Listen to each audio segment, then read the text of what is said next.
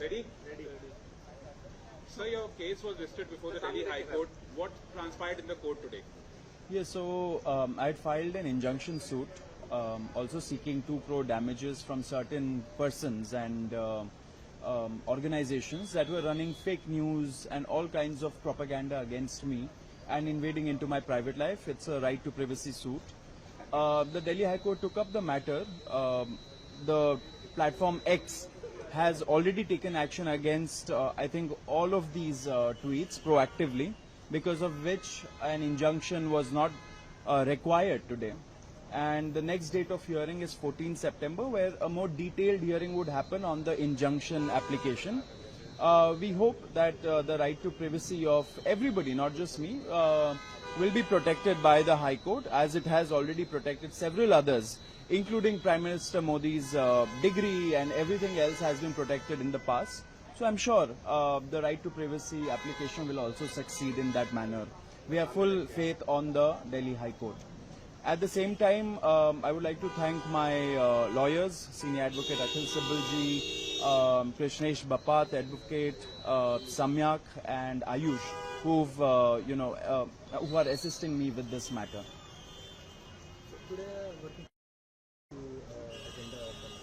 Today, the National Working Committee of the Cockroach Janata Party will be convening at 2 p.m. We'll all be meeting online because everybody is in different states and are working on the School Theek Karo campaign. So we'll be convening online and we'll be deciding on the next steps of escalation, because the central government is not coming good on its promises. The July 25 agreement, which had happened, because of which, in good faith, the Cockroach Janata Party had withdrawn from the agitation after a major win of taking resignation of Dharmendra Pradhan. Those fulfillments are not being adhered to, and the timelines are not being adhered to by the central government. Today we'll decide on what should be our next escalation options, and we'll put out a media statement shortly thereafter. Last question regarding the PCI issue. PCI defied the election, so he's not going to resign and he has no pressure. How do you see this? It's a dictatorial mindset, because just because you are elected through some means doesn't mean that you do not listen to the people of this country, to the constituents who have elected you. If there are certain lawyers, if there are certain law students who have grievances against you, you should in fact be talking to them instead of taking a draconian approach as this and showing your arrogance by saying that you've been elected. Everybody in this country, in a democracy, is elected. So is the government of India, and so are people in institutions like the BCI. But that doesn't absolve them of not listening to grievances. And when the time comes, if you are asked to step aside, then you should gracefully step aside. You should subject yourself to the probe, because now there are allegations that about 150 crores have allegedly been misappropriated by the BCI chairman. This is the letter that his co-chairman has written. I think there should be a fair investigation into the affairs of the BCI chairman, and the truth must come out. And until then, taking moral responsibility, I think Mr. Manan Mishra should resign. But on succeeding day, there was a lot of supporters in support of Mr. Manan Kumar Mishra. How do you see the gathering of lawyers? I think there were only about 20-25 people. In India, I don't think there's a big problem to gather 20-25 people who support you. There are supporters of convicted rapists also, for that matter. If you look at Haryana, you see Gurmeet Ram Rahim, the kind of supporters that gather for him. But that does not mean that he's absolved of all crimes just because 20-25 people or thousands of people gather for you. The law should take its own course, and moral responsibility should be restored.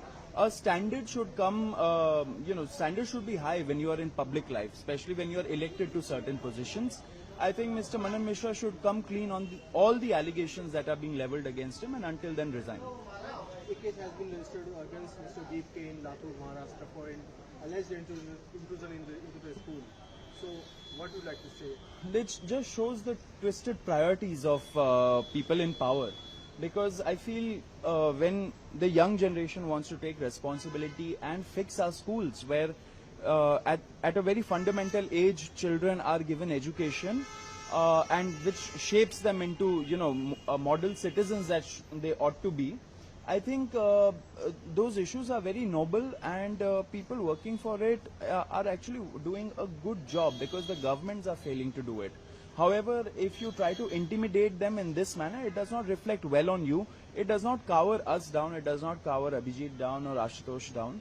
It just strengthens our resolve, and it strengthens the resolve of several other youngsters across the country who are going out on a school Theek Karo social audit on our call.